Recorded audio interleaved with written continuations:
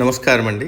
మహాభారతంలో నేడు 38వ అధ్యాయము అంశము నిలువునా కాల్చే ద్వేషాగ్ని. వినిపిస్తున్నది మీ విజయభాస్కర్. పాండవులు అరణ్యవాసంలో ఉన్నప్పుడు చాలామంది బ్రాహ్మణులు వారిని దర్శించడానికి వెళ్ళేవారు. అందులో ఒకరు హస్తినాపురానికి తిరిగి వచ్చి ధృతరాష్ట్రుడిని చూడటానికి వెళ్ళాడు. ధృతరాష్ట్రుడు ఆయనను మర్యాదగా ఆహ్వానించాడు. పాండవులు పుట్టుకతోనే రాజపుత్రులని, దురదృష్టంతో అరణ్యాల్లో బాధలు పడుతున్నారని ఆ బ్రాహ్మణుడు ధృతరాష్ట్రుడితో చెప్పాడు. బహుశా ఇది ధృతరాష్ట్రుడికి విచారం కలిగించి ఉండవచ్చు. కానీ ఇలా పాండవులు బాధపడిన తరువాత తన కుమారులకు ఏమి అపాయం వస్తుందో అని ఆలోచించేవాడు. భీముడి ఆగ్రహాన్ని యుధిష్ఠిరుడు ఆపగలడా అని కూడా ఆలోచించేవాడు. పాండవులు కోపాగ్ని దిగమింగుకుంటున్నా ఏదో ఒకనాడు హద్దుమీరి ఎలాంటి ప్రమాదం కలగజేస్తారో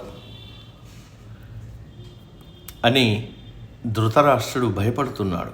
అర్జునుడు, భీముడు నిశ్చయంగా మమ్మల్ని శిక్షించి తీరుతారు. శకుని, కర్ణుడు, దుర్యోధనుడు, దుశ్శాసనుడు తేనె పట్టు కోసం చెట్టుపైకెక్కి ఆశతో ఉండవచ్చు. కానీ చెట్టు కింద ఉన్న భీముడి కోపం అనే అగాధం వారిని ముంచడానికి సిద్ధంగా ఉందని వారు ఎరుగరు అనుకున్నారు ధృతరాష్ట్రుడు. అయినా మేము ఆశపోతులం ఎందుకయ్యాం? మమ్మల్ని దరిద్రమా? అలాంటి ఆశకు పురికొల్పలేదు. అన్యాయ మార్గం ఎందుకు తొక్కాం? మాకున్న మితిమీరిన ఐశ్వర్యాన్ని సంతోషంతో అనుభవించక ప్రతిభ కోసం, సంపదల కోసం ఆశ చెంది మాది కాని దానికి ఆశించాం. దుర్మార్గం తగిన ఫలితం ఇచ్చి తీరుతుంది. అర్జునుడు స్వర్గం నుంచి దివ్యాస్త్రం సంపాదించి తిరిగి వచ్చాడు.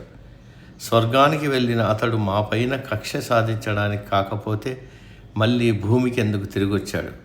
ఇదంతా మేము చేతులారా సంపాదించినదే అని మనసులో అనుకున్నాడు ధృతరాష్ట్రుడు. ఆయన తీవ్ర విచారంలో మునిగిపోయాడు.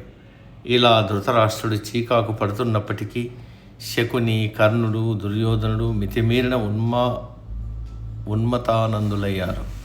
వారు చేసిన పనులు ఒకరినొకరు మెచ్చుకుంటున్నారు. కర్ణ, శకునులు దుర్యోధనుడితో యుధిష్ఠిరుడి హస్తగతమైన రాజ్యం ఇప్పుడు మనకొచ్చింది కనుక మనకు ఇప్పుడు ఈర్ష్య అవసరం అన్నారు. అందుకు దుర్యోధనుడు, ఓయి కర్ణ, నీవు చెప్పింది నిజమే. కానీ నా కళ్ళతో వారి కష్టాలు చూసి వారి ఎదుటే మన గొప్పదనాన్ని ప్రదర్శించి వారికి ఇంకా బాధను కలగజేస్తే నాకు మరింత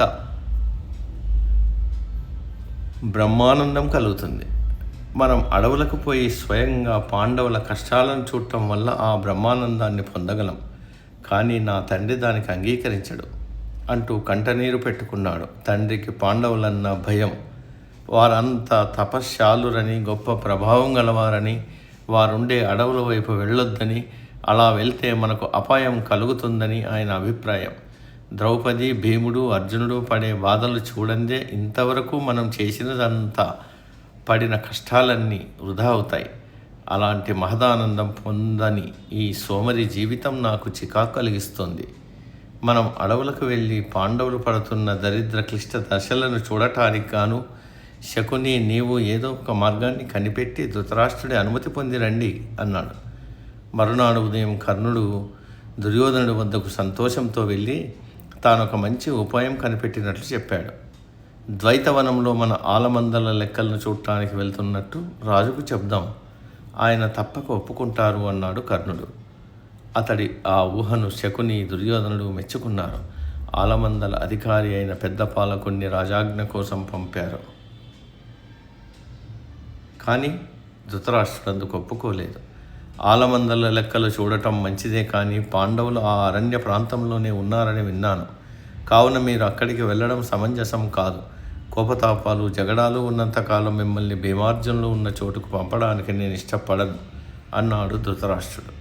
దీనితో దుర్యోధనుడు, వారి వద్దకు మేము వెళ్ళం, అదీగాక వారి కనపడకుండా ఉండడానికే మేము ప్రయత్నిస్తామన్నాడు.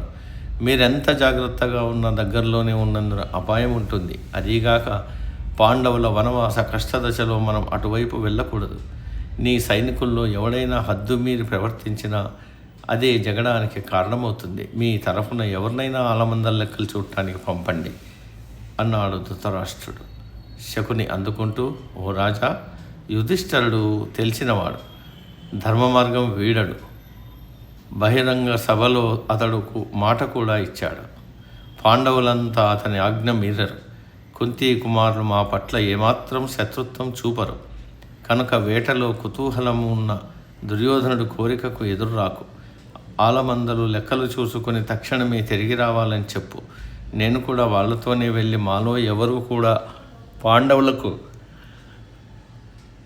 చేరువగా వెళ్లకుండా చూస్తాను అన్నాడు. ధృతరాష్ట్రుని మిక్కిలి ప్రాధేయపడటంతో వాళ్లను కరుణించి సరే అన్నాడు. ద్వైతవనానికి వెళ్లేందుకు అంగీకారం తెలిపాడు. ద్వేషపూరిత హృదయానికి సంతుష్టి అనేది ఉండదు. ద్వేషం అనేది ఓ అగ్ని. తాను జీవించి వృద్ధి పొందడానికి కారణమైన ఇంధనం ఉంచి రావలసినంత రాబట్టి కాల్చివేస్తుంది. సమాప్తం. సర్వే జన సుఖినో భవంతు.